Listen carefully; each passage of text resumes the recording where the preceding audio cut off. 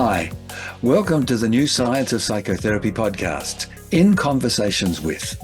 I'm Richard Hill, and I look forward to talking with lots of incredible, fascinating people over the weeks and months to come.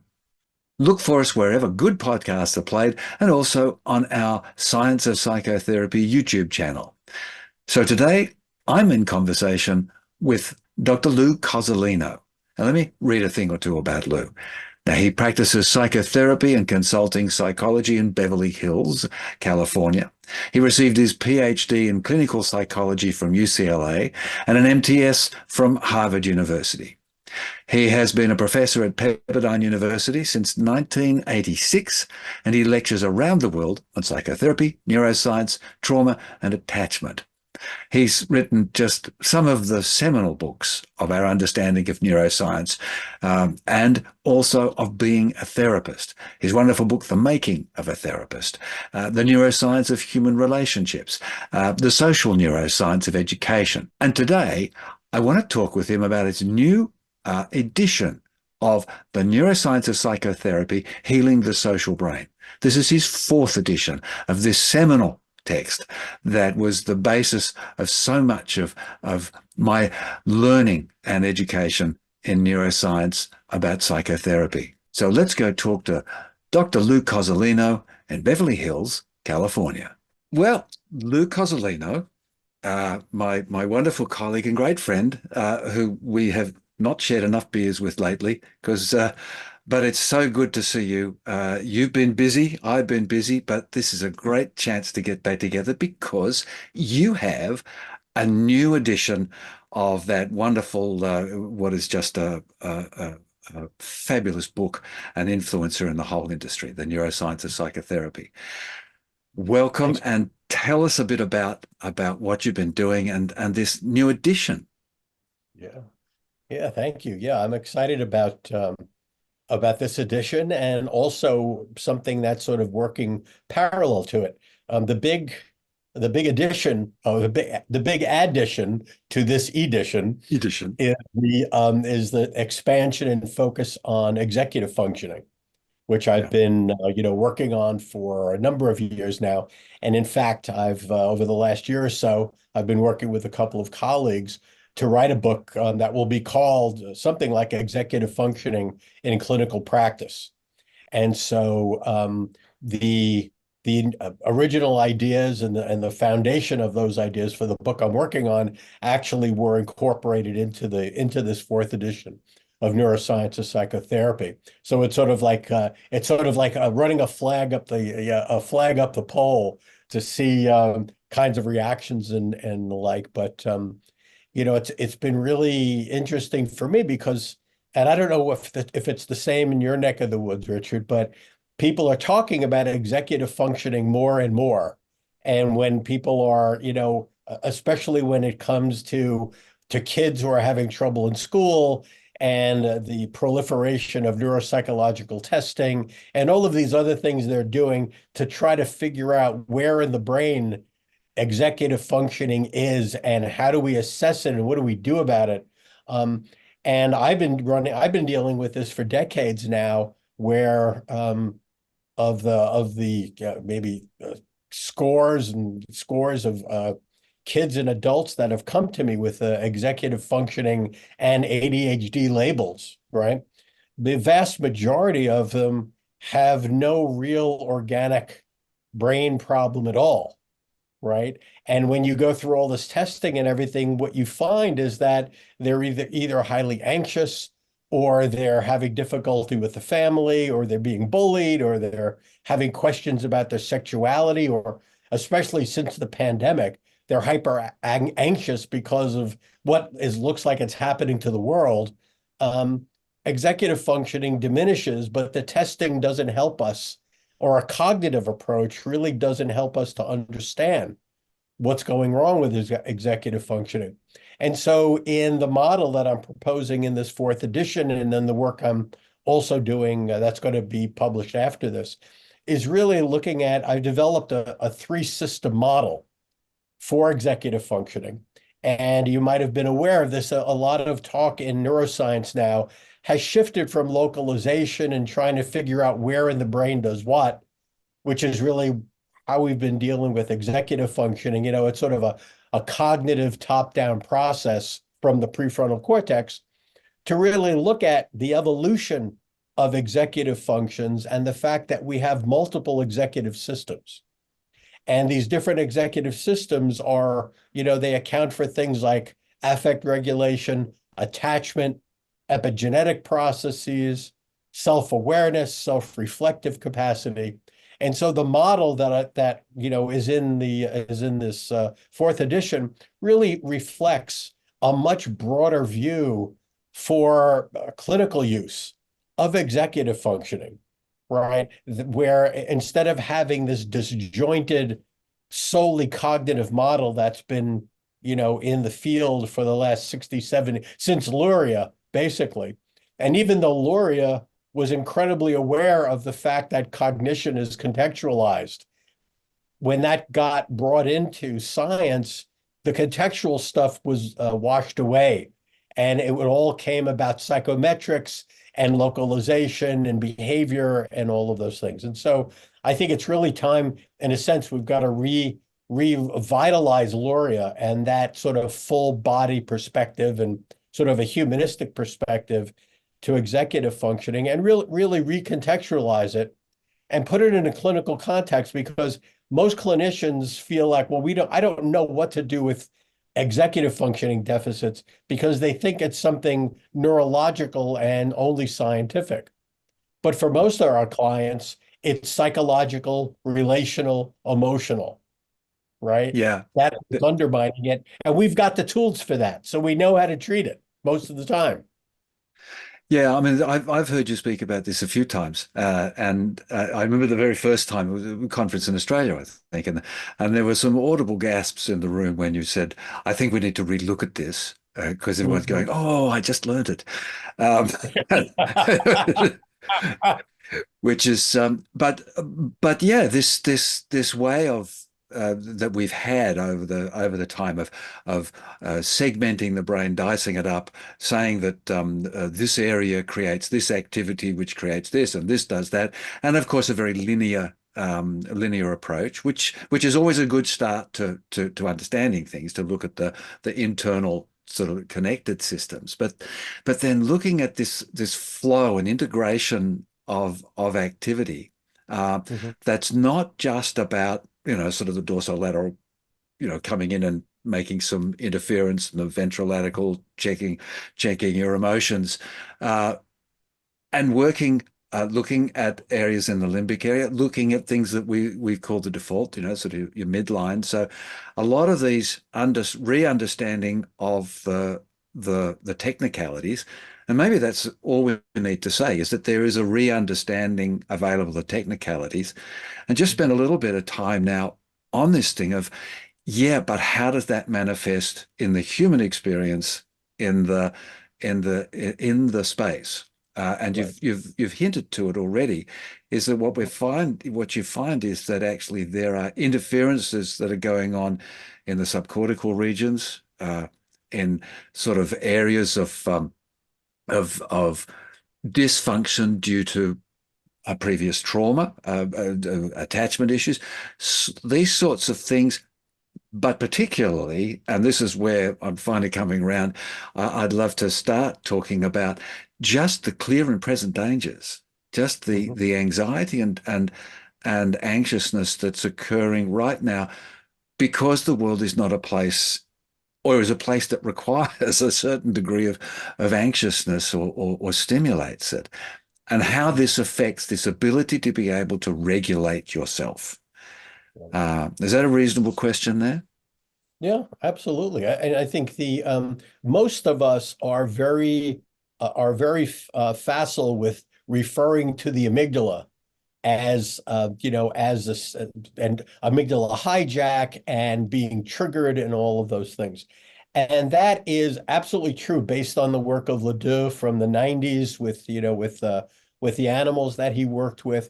But I think now, again, one of the developments that's occurred over the last 10 or 20 years really has been an understanding of the system in which the amygdala is embedded, which is, in the areas of the basal forebrain that, like orbital medial area, parts of the insula, the anterior cingulate, and connected with the amygdala. This is a functional network.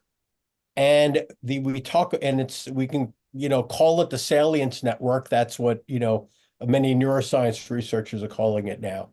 But so the amygdala is part of that. And most of us know about, we know about what happens when we become frightened, and the amygdala activates the autonomic nervous system and the vagal system and all of those things. But the amygdala, and again, putting it in perspective as far as the executive systems are concerned, this basal forebrain, the salience network, evolved out of the amygdala. The amygdala is a more primitive part of it, and it really is an organ of appraisal, good, bad, approach, avoid, all of that, right?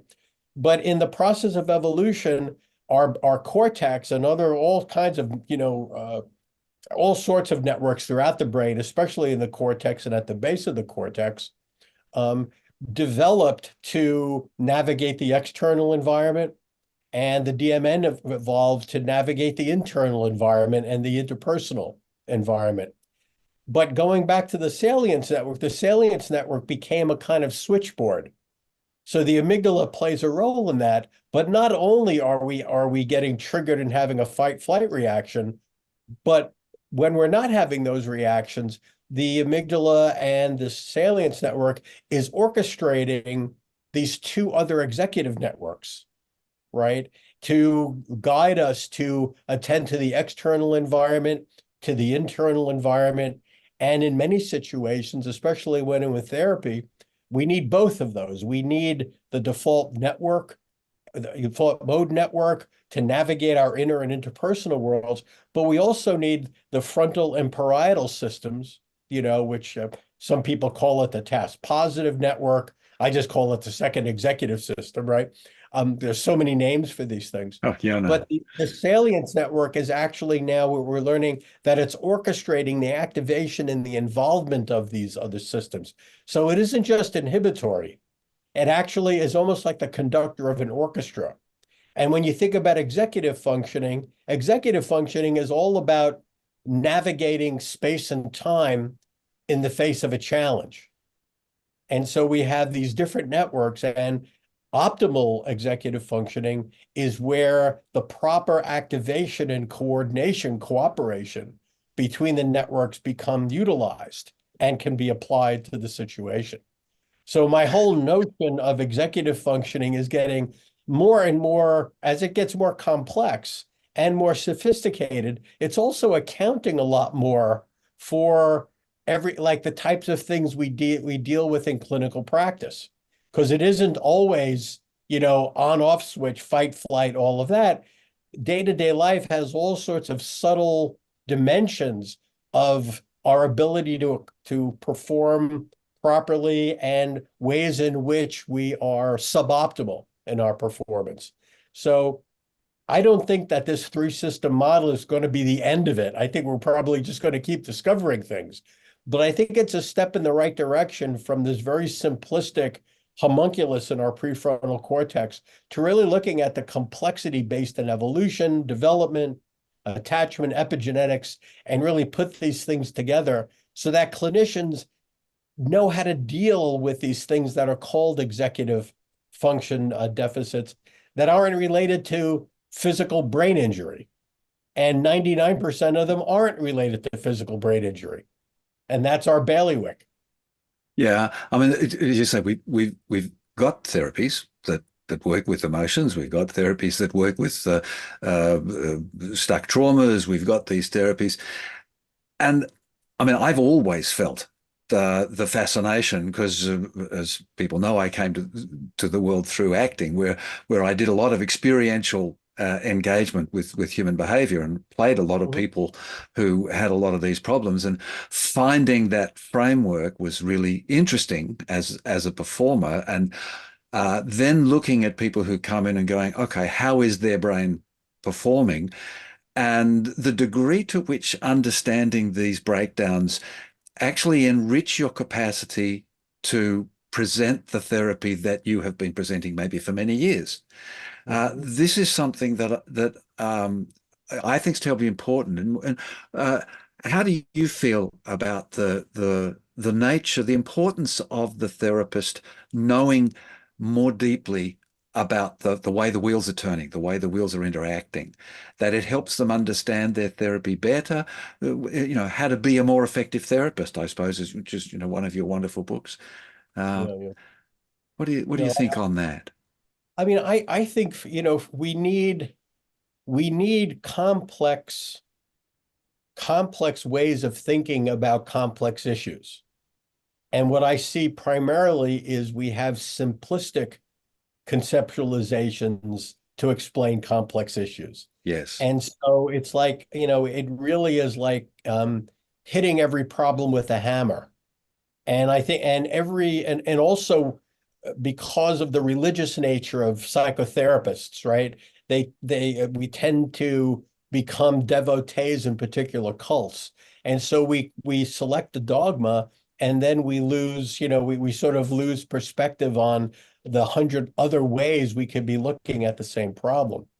One of the things I really like about neuroscience is, it's sort of neutral. It's still a metaphor because it's not like we're doing brain scans and surgery on our clients. It's still a metaphor, but it's a metaphor that continues to grow in its complexity with new discoveries. And it's explaining more and more every year, right? And so I think that rather than thinking from a psychoanalytic or a cognitive behavioral or a humanistic perspective, thinking about our experience and how our brains work sort of on a neurodynamic level allows us to understand, I think, best, best of all these models, what's going on in there, A, and B, which one of the existing models that we have work best for the types of problems that we're hypothesizing are going on in someone's brain, right? So again, I'm not saying that our brain that it is another metaphor. It is, but I think it's a more general metaphor that allows for a much more flexibility than if you select a psychoanalytic perspective that really rules out a lot of other ways to look at things and treat clients. So it becomes expansive, these understandings. And Mhm. in the book now, I haven't seen the book yet. I've seen a couple of chapters which are really terrific. But from the practitioner's point of view, and to a degree from the client's point of view, some clients like to be educated on some of these sorts of elements. Mhm. Um, can you look at this on a sort of a degree of I don't know, intensity? I mean, can I get sort of a complex but accurate idea with just using some general principles, then come down to, okay, well, I want to know a bit more so I can learn about specific parts Mhm.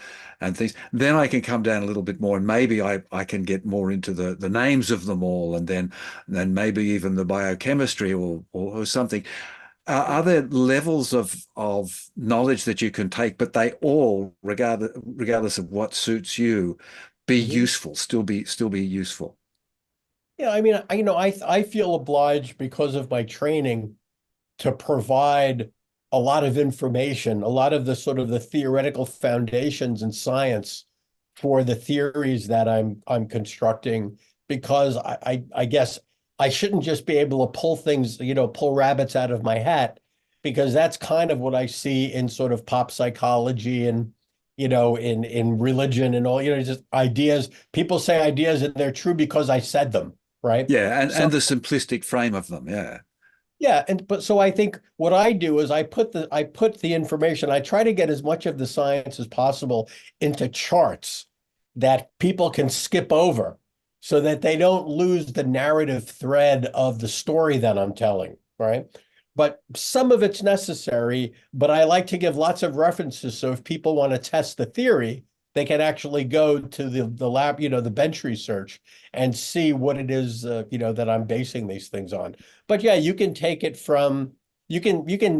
as you're saying, take it at any level. I just feel responsible as the author to make my case. And if you just want to believe that I know what I'm talking about, fine, take the sort of the general narrative and go with that.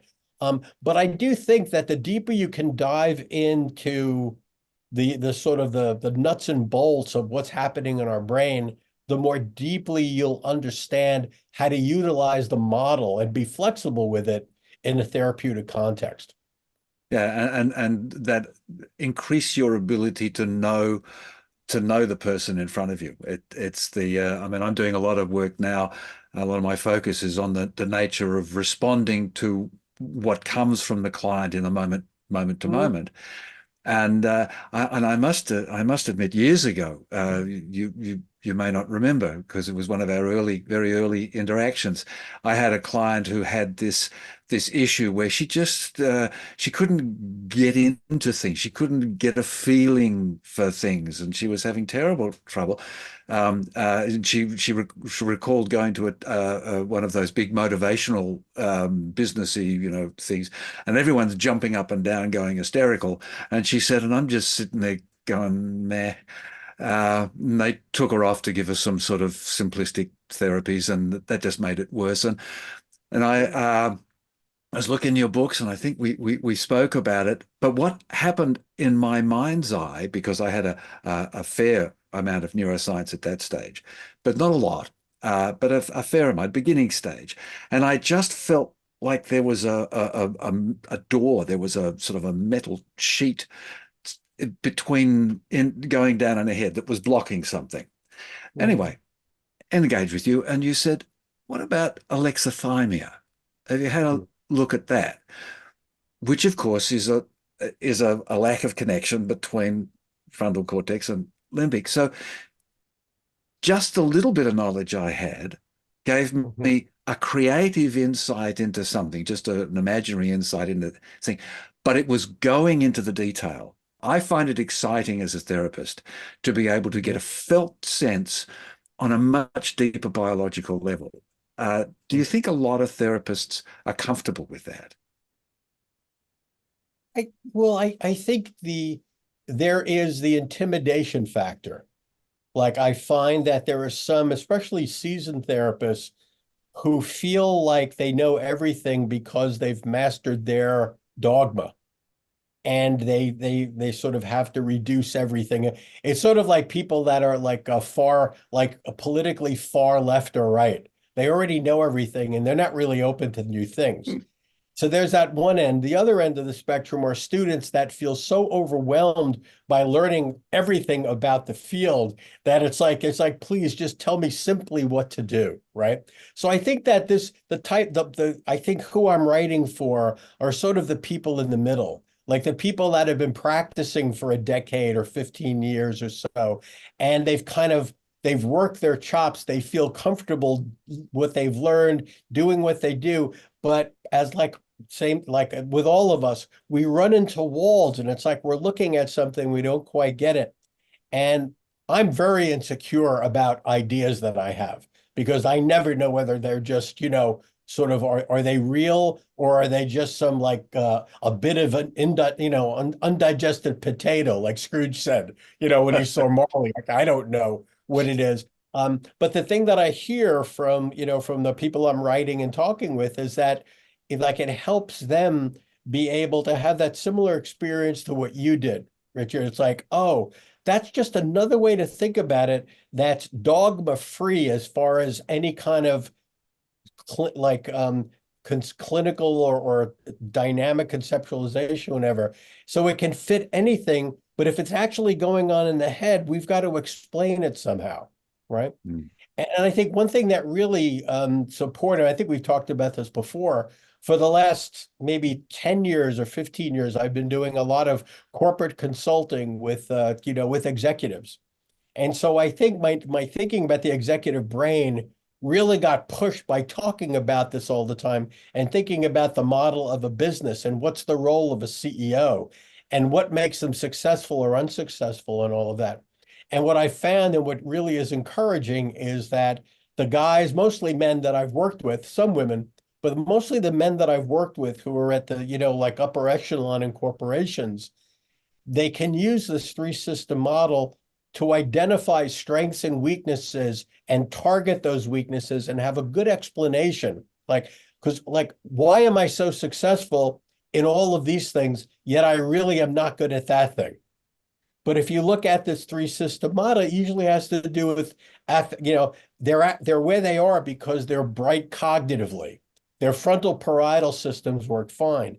It's usually because they have a problem with their salience network, with affect regulation, with attachment, or they have a very underdeveloped default mode network. They have no sense of themselves and inner world and no way to really empathize with other people or see themselves from another point of view. And a good CEO needs all of that stuff, right? And I Yeah. think, even if we're not a CEO, each of us needs to be the CEO of our own life, Yeah. right? And It if was, wherever we're falling down, that's the thing we have to work on. And there's a network for that. and there's a network for that. But I loved the early conversations we had about that there are a lot of people who find it hard to actually come to grips with other people. And the executives you were working with, well, they had a position which seemed to give them permission to do that. But it made them unhappy. It made the businesses less functional. But it goes right down all the way through all the executive functions, all the CEO, the corporations that we are of, right down to our very Right. individual one. Yeah. And I think that part of the ongoing task for the people who read your books, particularly this all and get into this stuff and go, oh yeah, I really get it. There's sort of an onus for them to say, okay, how can I say this in a way that's digestible and not Mhm. simplistic? This is the responsibility that I think the next level. I mean, you're doing it yourself with these executives. You're not sitting there giving them the here, read chapter 5, and I'll get back to you in the morning. So this, I think, is something that therapists who are interested in neuroscience and who also want to teach, how much does the book prepare them, or what do you think? Are there workshops? Are there other programs? Now you've got a whole bunch of stuff going on with the Lou Cozolino website and things, which I'll give good mention to. What are some of these broader frameworks for people who go your book and go, yeah, I get that, but I want to make it more accessible? Mhm. Well, I think, a part of it is your personality, right? And then how do you embody and express things? And we're all different in that way. Another part of it is what therapeutic frameworks and orientate, what's your belief about therapy? How do you, are you a teacher? Are you a guide? Are you a companion on a journey? You have to really look at all of the different ways you are in the room with your clients, right? And then I think the neuroscience is, I mean, it's a tool.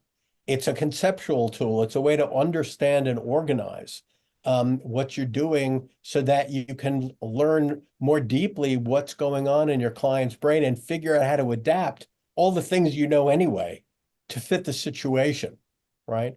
So I think we're dealing with so many different constructs, and none of them there's no solid reality in our field, right? We think about neuroscience as being solid, but it's also, it might be a baby step closer to actual empirical fact, but still the neuroscience is highly theoretical, as are all of the things that both of us have been trained to do when we're practicing object relations, hypnosis, you name it, right? They're all concepts, but I think each individual has to figure out who they are and get as much information as they can to support using themselves as a tool.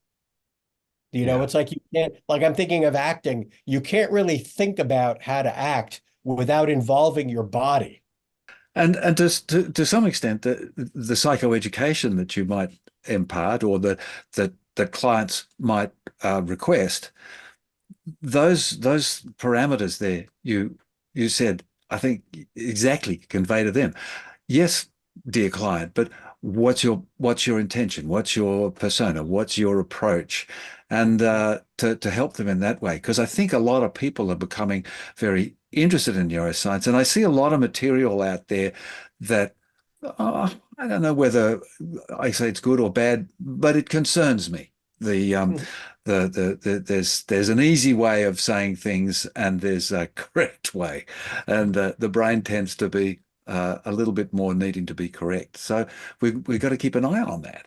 Uh, Mhm. Now, the work you're doing now, as you say, a lot with executives, a lot with process rewriting. You've got the other executive function book coming out. Is there anything else going on in the Lou Cozolino world that we should know about that we can join in with or engage with? I think the coming up on I can see it coming on the conveyor belt in the distance. I'm just too busy now to work on it. But as I've worked on all of these concepts, I've always been interested in trauma and PTSD. I've just been very there's something about the trauma treatment world that I find is a real turnoff for me. So I haven't wanted to get involved in it because it seems mostly it's based on battling emotion. And maybe that's because so many people that study trauma are traumatized and there's stuff that's unresolved and it gets played out in the treatment. But I think where I am now, especially with this executive functioning stuff, is I can see the application of this three system model to our understanding and our treatment of post-traumatic stress disorder and dissociation.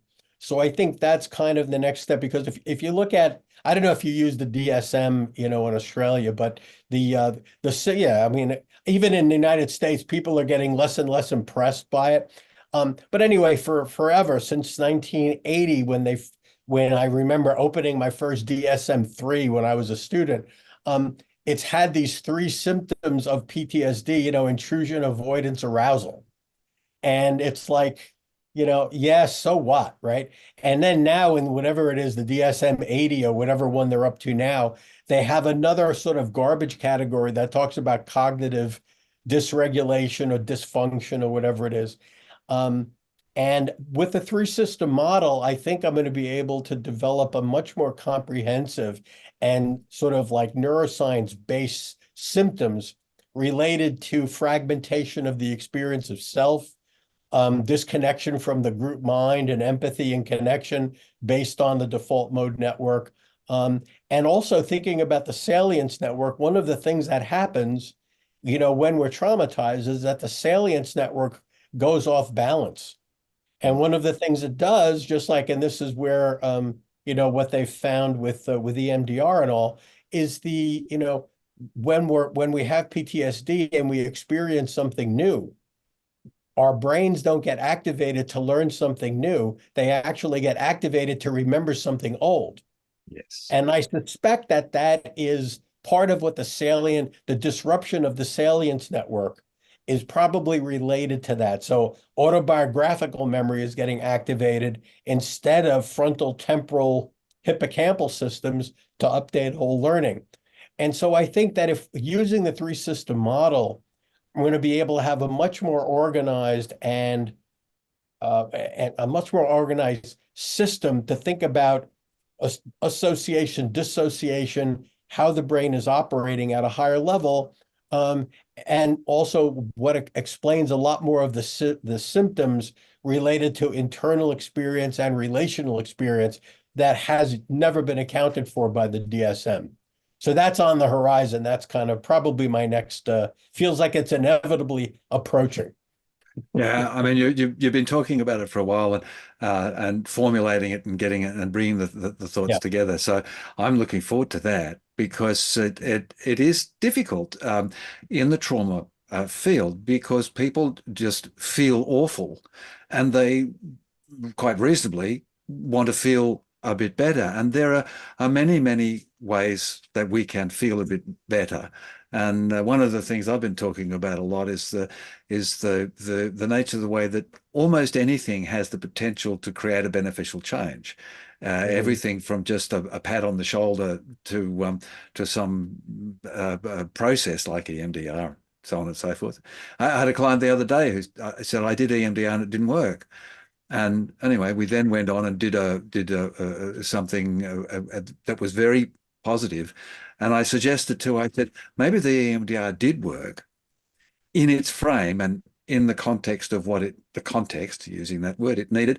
And that opened you up for the possibility of this next little addition that you did. And she went, oh, felt quite pleased with that, because we don't want to throw out babies with the bathwater. We want to keep everybody in the tub, and it's a pretty populated tub, and selecting one baby out of the tub is a bit harsh. Trauma therapists tend to be quite zealous about their particular orientation and their particular form of treatment. And I think that zealousness is driven by emotion, which is driven by unresolved trauma. And so it's really difficult it's like having a political discussion in the United States now, that it's just become impossible. Yeah. And so, you've got to step back. And that's, I think, one of the reasons why having a model with a high explanatory power allows you to go to the clinical evidence. In other words, what are the symptoms? What are people experiencing? Looking at the brain processes, how do all of these things interact with each other and how do we account for them? And then be thinking about, well, what's the process of change? It can't just be this, because trauma is much more complicated than reprocessing memory. And even for that realm, even if for that piece of PTSD treatment, that it just doesn't work for everyone, either because they're not ready or their brains, what's going on in their brains are different. We're very heterogeneous creatures. And so a one-size-fits-all model is just it's an absurdity. But I think it's the type of thing that we grasp onto because of the insecurity of our ignorance, Yeah, and so that is the essence of the fourth edition of Lou Cozolino's book, because not only is he saying, here's some more stuff to learn, because what I love about you is you're saying, hey, here's the stuff I've learned. And I think this is it. It was one of the greatest lessons I got from my son, actually, when sadly I was getting divorced, and my wife had told me that I ruined my son's life, and I whizzed up to him and I checked in and I reflected with him and I said, have I made mistakes? What have I done? He said, oh yeah, Dad, you made some mistakes. And then he looked at me with a sweet eye and he just said, but you learned. And it was the greatest lesson I had, is that what we want as practitioners, what clients want of their practitioners, of themselves, is that they can go through experiences and learn and develop. And so I just thank you from the bottom of my heart for all the things, the changes, the learning, the additions, the conversations we've had personally, which people sitting near us should actually have paid a conference fee for. But we'll wrap up now, because time's pressing on all of us. But is there something you want to just sort of wind up the conversation with? Yeah, sure. I mean, I think, what you're saying, just in that story about your son, asking him for feedback, right? I think that what that reflects is vulnerability on your part. And I think that it's the vulnerability that allows us to learn. And it's the certainty that closes us down, right? And so I think learning to cope with anxiety, with the fear of, the shame of ignorance, thinking that we need to know everything or be the perfect father or whatever it is, we got to let that stuff go to be good clinicians. We have to just be, another person on the bus trying to get through life. And hopefully we can offer something to our clients. And sometimes our clients offer something to us. It's a two-way street. Mm. That's a wonderful way to live everybody enthused. So for those therapists listening, yep, you're going there. For those clients who are listening, two-way street. So thanks a lot, Lou. It's very kind of you to give your time, but it's also just terrific to see you again. But for now, we'll say goodbye from the Science of Psychotherapy podcast. All right. Take care, Richard. Bye-bye.